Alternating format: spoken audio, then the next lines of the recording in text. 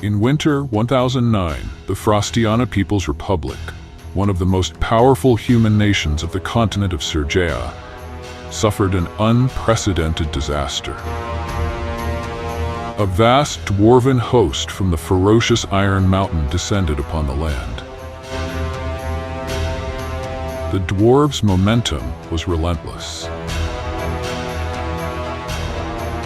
Within weeks, the Republic's southern defenses crumbled under the weight of the invaders, who left destruction in their wake, pillaging and slaughtering humans mercilessly.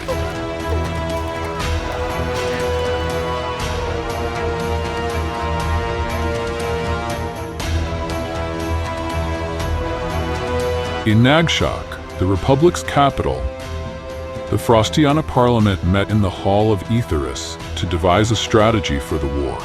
After a heated debate, they ordered all military forces to retreat to the northern bank of the Kenorum River.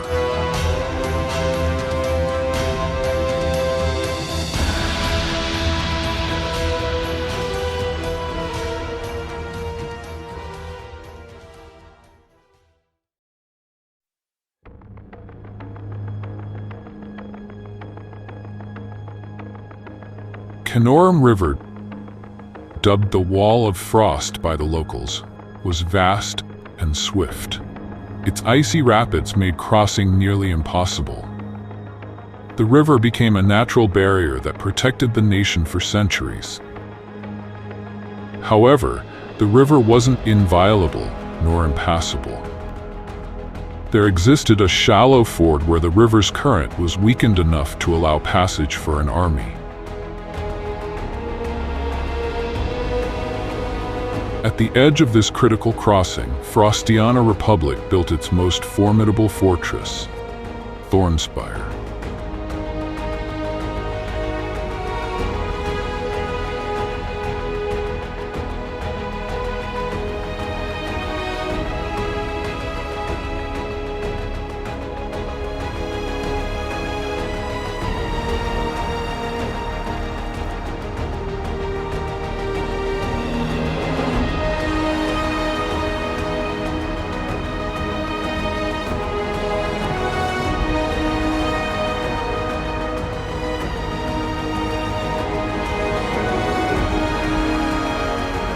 Throughout the ages, the imposing fortress stood tall.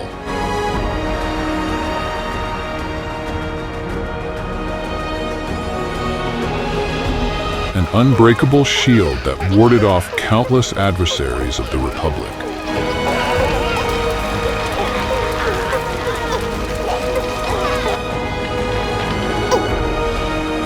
As reinforcements steadily poured into the fortifications from every corner of the nation,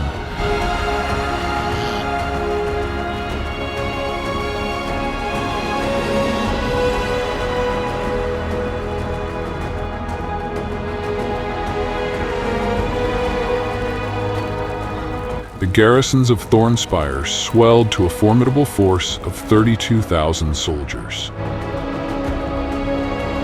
Each displayed an unwavering resolve and a burning desire to defend their homeland.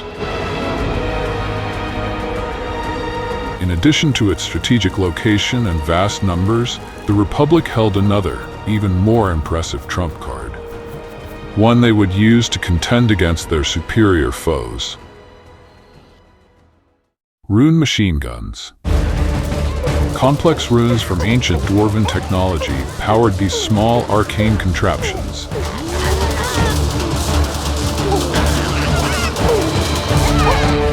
Capable of obliterating entire units in mere seconds.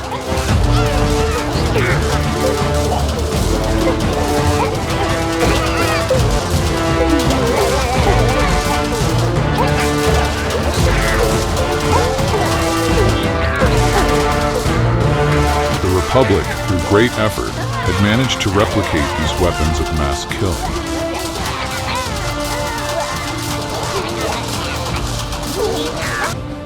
The front gate of Thornspire was reinforced by 9 mighty machine guns, 3 perched upon the high tower at the center of the gate, 3 each positioned on either side. A Accompanying them were 12 magical guns, lesser versions of the machine guns. To assault Thornspire, the attackers would be forced to funnel into a narrow sandbar leading to the main gate, an open avenue for the guns to do their work. Weeks later, the Iron Mountain Army arrived. Despite numbering less than 16,000, their warriors, clad in legendary adamantine equipment, supported by contingents of specialized gunners, were more than a match for Frostiana's defenses. That is even more true for the gunners, who wielded better and more numerous magical guns than the humans. They were tasked with neutralizing Thornspire's firepower. Here at Thornspire, the outcome of the war would be decided.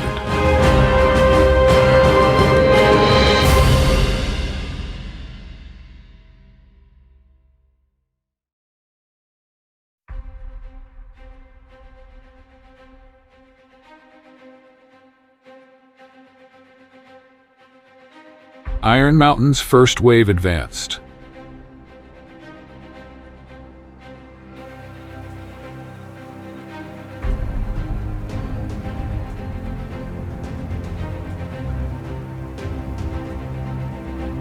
The dwarven infantry at the front, encased in rune-etched armor,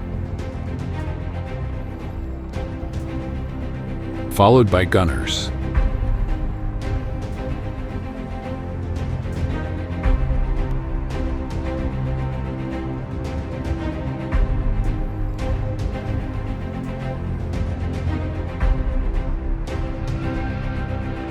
At Thornspire's gates, the machine gunners held their breath in trepidation, waiting for the perfect moment. As the dwarves sluggishly tread across the river,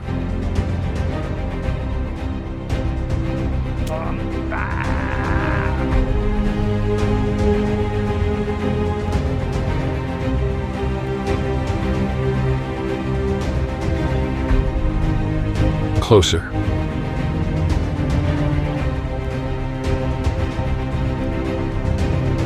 Closer.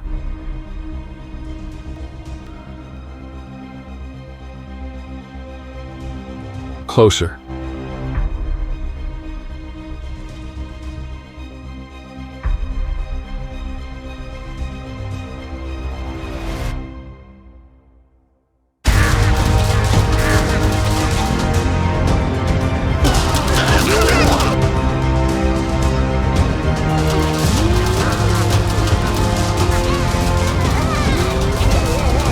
Machine guns roared, tearing through the dwarven ranks like a scythe through wheat. Despite the carnage, the dwarves pressed on, their rune-enchanted shields absorbing the worst of the barrage. Inch by inch, they closed the distance to the gate. The shield bearers in the backline parted, and from their ranks emerged the gunners, returning fire with deadly precision.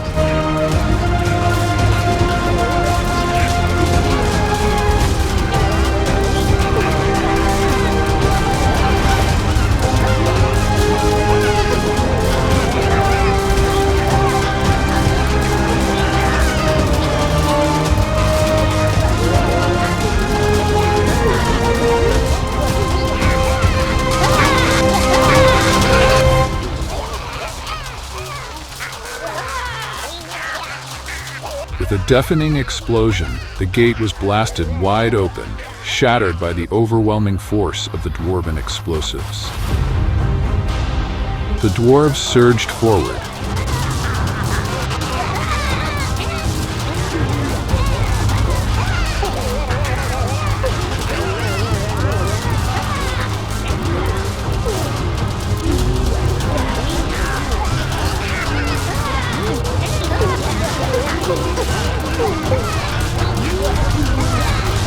The defenders sallied out, attempting to seal the destroyed gate.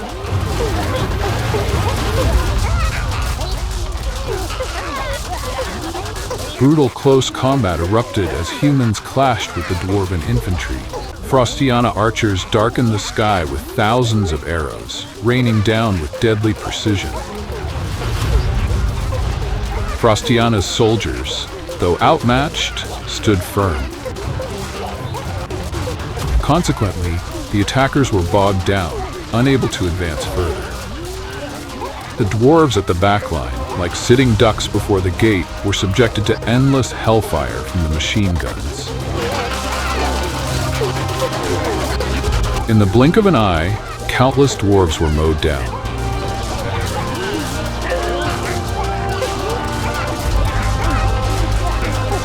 Their bodies piling up like mountains, painting the river red. The fierce struggle continued until noon.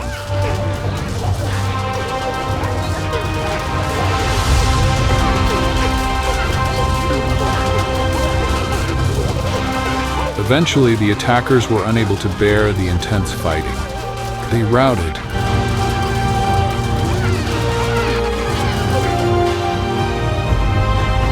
Only a couple hundred men fled back alive.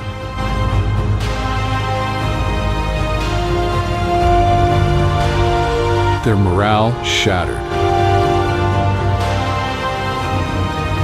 Frostiana's soldiers erupted in triumphant cheers, resounding through the tattered walls of the citadel.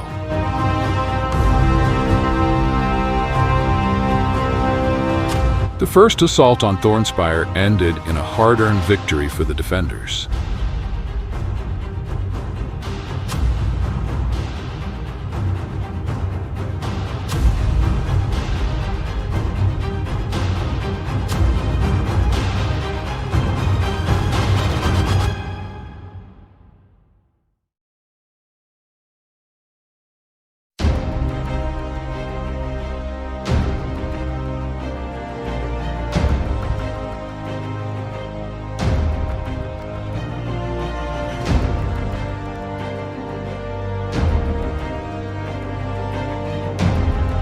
Several days later, the second wave of the Iron Mountain began, comprised of their most elite warriors.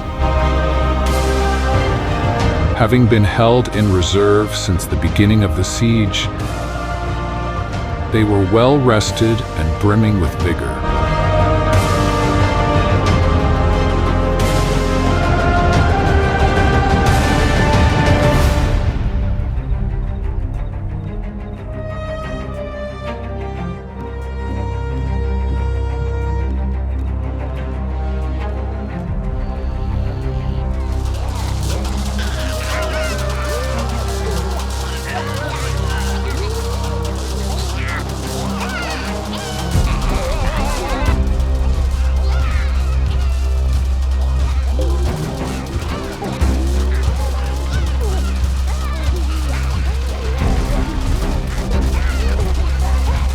Exhausted from the first wave, the beleaguered Frostiana's defenders were no match against a much stronger dwarven force.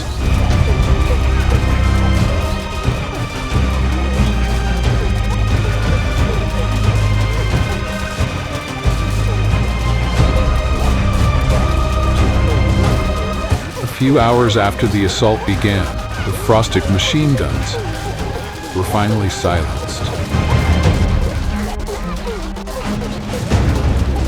The crews lying lifeless atop the cold, blood-stained walls. Without their firepower, the humans faltered.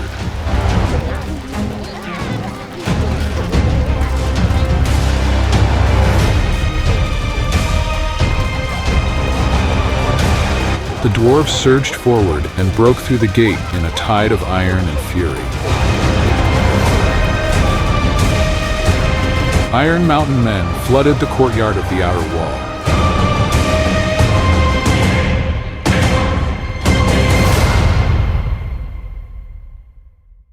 A massacre ensued.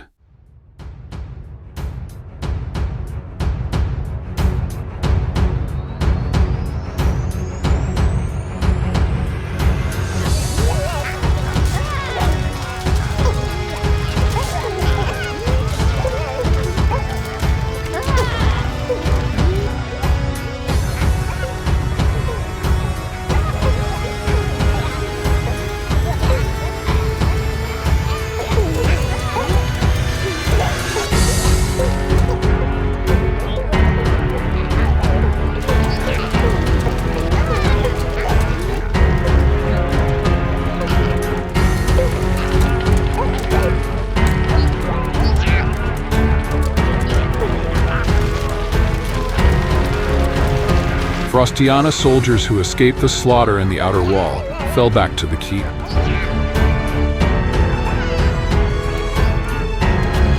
There, the remaining 5,000 troops would make their final stand.